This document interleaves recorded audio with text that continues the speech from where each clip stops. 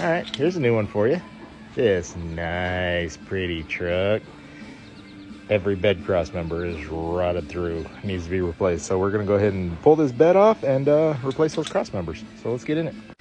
All right, welcome to the Rust Belt. So the TP fasteners, or I'm sorry, TP50 fasteners that Ford uses for their bed, not bad, but my Uggy Duggy, snapped that mag socket like it was butter. Didn't even delay. So I welded nuts on them, and this one zipped right out. No big deal. But the rest of them, not so much. Stupid nut searcher spinning. So yay.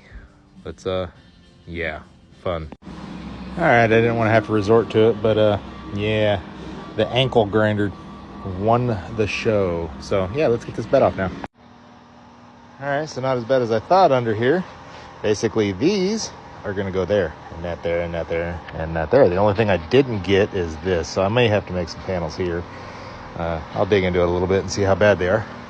But yeah, let's make all that crap happen. And as you can see here, I still gotta pull all the little nubbins out, but oh hey, look, cross member. That one's still good. Good adjacent.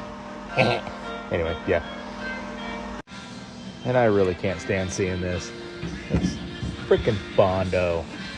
They Bondoed it and bedlined right over the top of it. You can see the hanger downer here and the hanger downers there. They bonded it up and bedlined it. I mean, like, oh my goodness, can you do a more shoddy job? So looks like I'll be making some patch panels to cover these spots. But oh well, let's keep going. All right, got a coat of rust converter on it. This stuff here works pretty well. And then yeah, I'm gonna let this set tonight and we'll get to her tomorrow. All right, patch panels in, seam sealed up. We're gonna go ahead and start nailing these on. Here we go. All right, finally got them all done.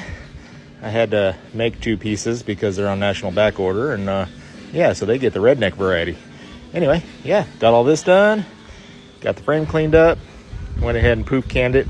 That way the customer doesn't have to worry about it after the bed's on. They can touch up the inside of the frame if they want. And anyway, we're gonna drop the bed. All right, we got her all back together. No issues there. Nice bright shiny bolts. Gonna have to touch up the bed liner because as you can see, I got a few little drippies where I repaired. But yeah, the only other downside is you can see the line. Gonna need cab mounts. But yeah, as far as this goes, done.